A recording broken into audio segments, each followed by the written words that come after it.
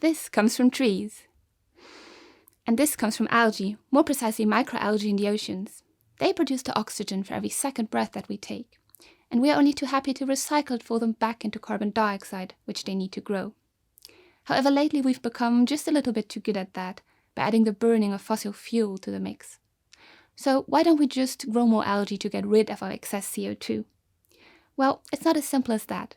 You've all heard of toxic microalgae blooms devastating marine ecosystems.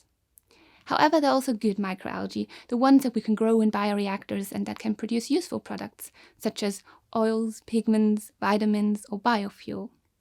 However, they tend to produce only minute amounts, just enough for their own needs, or they might not produce the products we're interested in at all. This is where we come in, the bioengineers.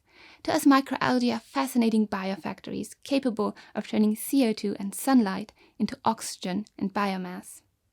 As a first step, they harvest light energy via antenna complexes, which generate a tiny photocurrent running through protein complexes in the membranes of the thylakoid compartments, charging them like little batteries.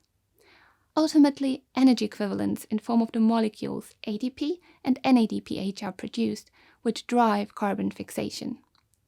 It's our job to tinker with the fine metabolic balance of photosynthesis, streamlining it towards our product of interest. For example, we can do this by stealing off electrons from this photocurrent and redirecting it towards our product of interest. There is a vast biodiversity of microalgae out there, which we have only begun to explore.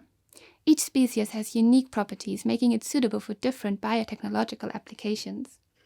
For example, I'm working with Anabaena, species PCC 7120, a multicellular cyanobacterium which can differentiate some of its vegetative cells into heterocysts. In heterocysts, nitrogen can be fixed, which is interesting for biofertilizer applications. At the same time, hydrogen can be produced, which is exciting because hydrogen is a promising biofuel.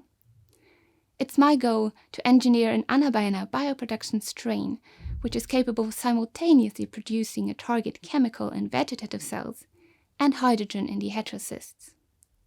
Let's take a moment to think about what a microalgae world might look like. I'm thinking of algae smoothie shops, of algae flat panel bioreactors at every corner which clean our air and where we can charge our phone. And thinking even further ahead into the future, who would be better capable of providing a space station with fresh air, clean water and food, or even terraform a planet than microalgae? So the next time you walk by a pond and you see some of this mucky green stuff in there, take a moment to be grateful and take a deep breath.